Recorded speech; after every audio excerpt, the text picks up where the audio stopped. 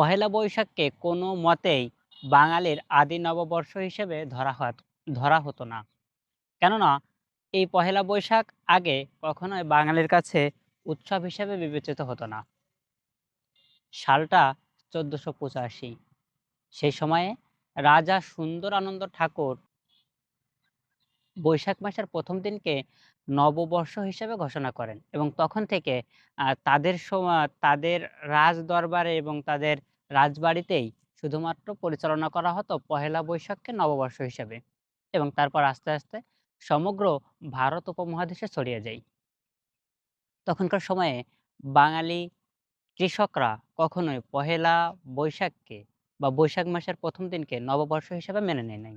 তখনকার সময়ে পহেলা বৈশাখ হিসেবে বিবেচিত হতো পহেলা অঘ্রান। কেননা আমন ধান কাটার পরে তখন এই বাংলার ঘরে এই উপমহাদেশের ঘরে, ঘরে নবান্নের উৎসবের মাধ্যমে নববর্ষ পালন করা হতো।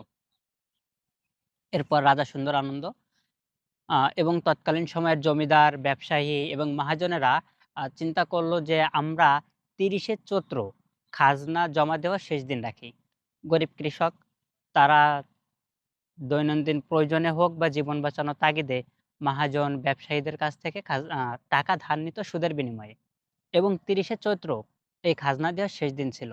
যারা যেই গরিব কৃষক খাজনা দিতে পারত না, অনেক প্রান্তিক কৃষক খাজনা দিতে না পেরে সুদের বোঝা বইতে না পেরে আত্মহত্যা করত এবং যারা খাজনা দিতে পারত না বা যারা খাজনা দিতে পারত না এবং আত্মহত্যা করত না, তাদেরকে আ এভাবে বড়শির মতো করে বা চামড়া ফুটো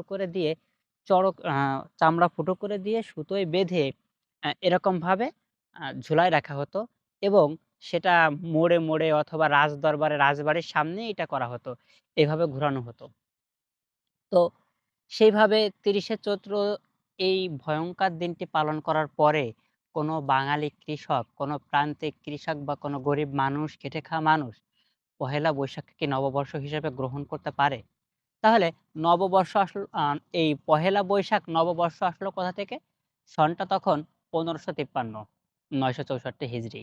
সম্রাট আকবর যখন সিংহাসনে বসলেন, তখন তিনি চাইলেন সৌর ক্যালেন্ডার এবং চন্দ্র ক্যালেন্ডার বা সৌরবর্ষ এবং চন্দ্রবর্ষের মধ্যে যে তফাৎ, সেই তফাৎটাকে ঘুচিয়ে দিতে বা মধ্যবর্তী যে সময়টা, সেই সময়টাকে এক করে দিতে। ১৫৫৩ সাল সম্রাট আকবর সিংহাসনে আসলেন, তখন মাসটা ছিল মহররম মাস। সেখান থেকেই তিনি খাজনা আদায়ের সুবিধার জন্য বাংলা সন প্রবর্তন করেন এবং যেহেতু সেটা মহররম মাস ছিল, সেই তখন থেকে বৈশাখকে বাংলা ১ম মাস হিসেবে ধরা হয়। যাতে করে এই সময়টা তিনি খাজনা নিতে পারেন। তো মূল কথা হচ্ছে আমরা পহেলা বৈশাখকে যতই নববর্ষের দিন হিসেবে স্বীকৃতি দিই এবং নববর্ষের দিন হিসাবে আনন্দ ফুর্তি করে বেড়াই, আমরা যদি সেই পুরনো ইতিহাস ঘুঁটে দেখি এবং সেখানে বাংলা সাহিত্যগুলো চর্চা করে দেখি, বাংলা সাহিত্যের ইতিহাস দেখি, তাহলে দেখতে পারবো আমাদের পূর্ববর্তী যারা ছিল তাদেরকে এই পহেলা বৈশাখে ৩০শে চৈত্র কিভাবে অত্যাচার করা হতো। আর সেই অত্যাচারের পরের দিনটাকে আমরা কেনই বা নববর্ষ হিসেবে পালন করব? বরং বৈশাখী যে নববর্ষ সেটাকে তৎকালীন সময়ে ব্যঙ্গাত্মক রূপেও অনেকে বর্ণনা করতেন। তাই পণ্ডিত যোগেশচন্দ্র রায় বিদ্যানিধি তার পূজা পার্বণ গ্রন্থে লিখেছিলেন, কয়েক বৎসর হইতে পূর্ববঙ্গে ও কলিকাতার কেহ কেহ পয়লা বৈশাখ নববর্ষ উৎসব করিতেছে। তাহারা ভুলিতেছে বিজয়া দশমী আমাদের নববর্ষ। অর্থাৎ কবি জগৎচন্দ্র রায় তিনি সেখানে বলতে চেয়েছেন যে পণ্ডিত ছিলেন তৎকালীন সময়ে, যে অত্যাচারের দিনটিকে আমাদের পূর্ববর্তী ইতিহাসে যারা অত্যাচারিত হয়েছিল তার পরবর্তী দিনটিকে আমরা মানুষ হিসেবে কিভাবে উৎসব পালন করতে পারি। জগৎচন্দ্র রায় বিদ্যানিধির মতে বিজয় দশমী ছিল বাংলা নববর্ষের ১ম দিন।